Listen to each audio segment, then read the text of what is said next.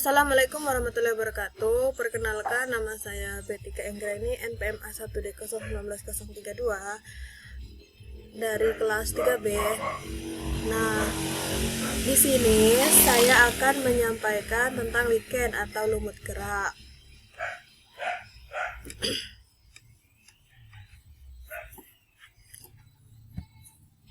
Lichen atau lumut gerak sebenarnya merupakan kumpulan antara fungi dan alga, sehingga secara bentuk morfologi dan fisiologinya merupakan satu kesatuan. Lumut kerak atau lichen merupakan hasil asosiasi simbiosis yang terjadi antara fungi dan alga. Bentuk simbiosis tersebut adalah simbiosis mutualisme dan helotisme. Nah, contohnya lichen yang menempel di pepohonan. Yang kedua itu lichen yang menempel di bebatuan. Bisa dilihat di PPT gambarnya. Nah, yang ciri-ciri lichen, yang pertama yaitu bentuk tubuh lichen memiliki kemiripan dengan alga dan fungi. Yang kedua, memiliki talus yang berwarna abu-abu atau abu kehijauan. Yang ketiga, berdasarkan bentuknya lumut kerak dibedakan menjadi 4 bentuk, yaitu Crosta, Folios, Fructos, dan Squamulus. Yang keempat yaitu lichen hidup sebagai tumbuhan epifit.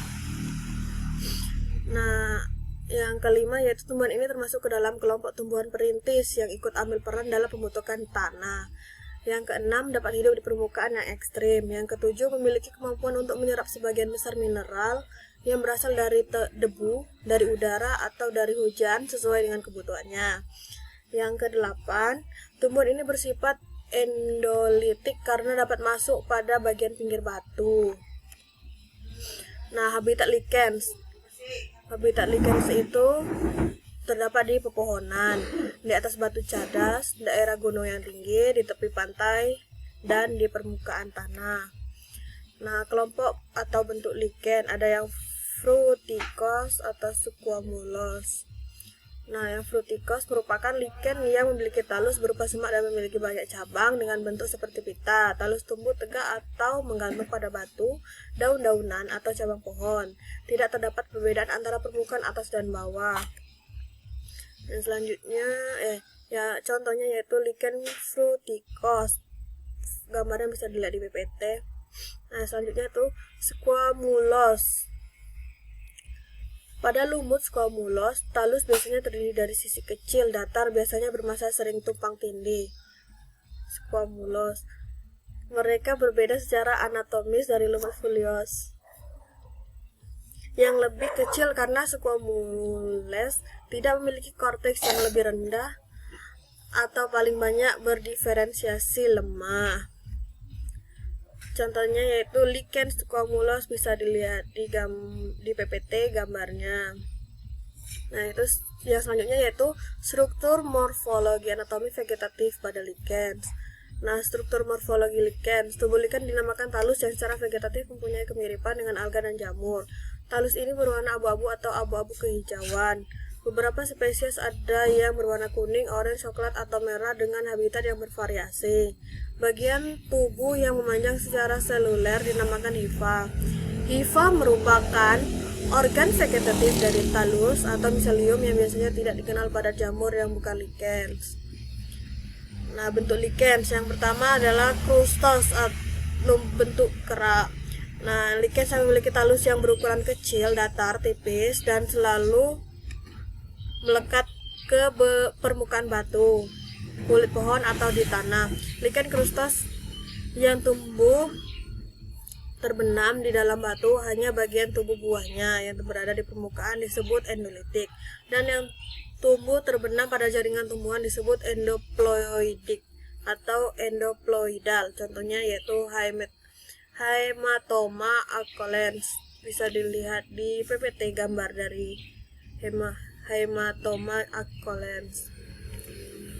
Selanjutnya yaitu folios. Lichen folios memiliki struktur seperti daun yang tersusun oleh lobus-lobus. Lichen ini relatif lebih longgar, melekat pada substratnya. Talusnya datar, lebar, banyak lekukan seperti daun yang mengkerut berputar. Bagian permukaan atas dan bawah berbeda. Lichens ini melekat pada batu, ranting dengan rizin. Contohnya yaitu Santoria elegans. Bisa dilihat di PPT gambar dari Santoria elegans. Selanjutnya yaitu frutikos. Talusnya berupa semak dan memiliki banyak cabang dengan bentuk seperti pita. Talus tumbuh tegak atau menggantung pada batu, daun-daunan atau cabang pohon. Tidak terdapat perbedaan antara permukaan atas dan bawah. Contohnya yaitu Ramalina stenospora. Bisa dilihat di PPT fotonya. Yang keempat adalah Squamulus.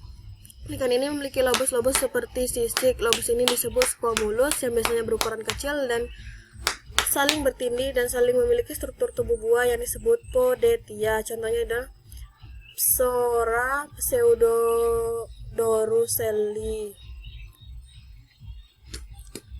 Struktur anatomi likens.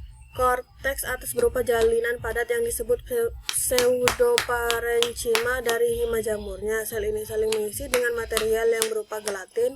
Bagian ini tebal dan berguna untuk perlindungan. Daerah alga merupakan lapisan biru atau biru hijau yang terletak di bawah korteks atas. Bagian ini terdiri dari jalinan hifa yang longgar. Di antaranya hifa-hifa itu terdapat sel-sel hijau yaitu Gleocapsa, nostoc, Rivularia, dan Chlorella. Lapisan talus untuk tempat fotosintesa disebut lapisan gonidial sebagai reproduksi. Selanjutnya, medula terdiri dari lapisan hifa yang berjalinan membentuk suatu bagian tengah yang luas dan longgar.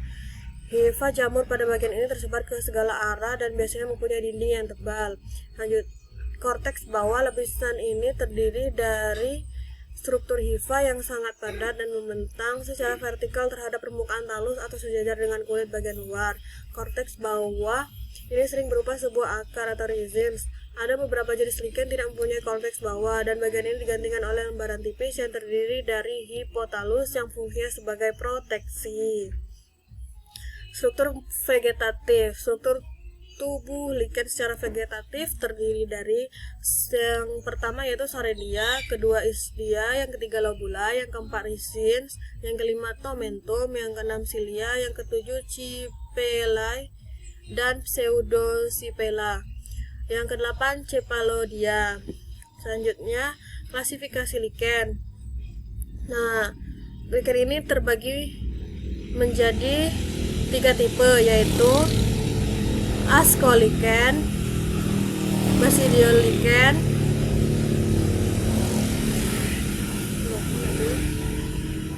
nah klasifikasi dari Ascolichen contohnya itu Parmelia scorosa dan Dermatocarpon miniatum. Contohnya gambar dari Parmelia scorosa bisa dilihat di gambar. Selanjutnya yaitu Basidiolichens. Ciri-ciri dari Basidiolichens ini, talusnya berbentuk seperti lembaran-lembaran. Pada tubuh buah terbentuk sebuah lapisan hymenium yang mengandung basidium. Bentuknya menyerupai tubuh buah Hymenomycetales. Nah, manfaat dari Basidiolichens ini berguna dalam pembuatan obat-obatan, pembuatan zat warna. Contoh kelas ini yaitu Cora pavonia, Rosella cinctoria untuk pembuatan lakmus. Nah, gambar Cora pavonia dan Rosella cinctoria bisa dilihat di PPT. Nah, mungkin hanya itu saja yang dapat saya sampaikan. Lebih dan kurangnya saya mohon maaf. Saya akhiri, wabillahi taufik wal hidayah. Wassalamualaikum warahmatullahi wabarakatuh.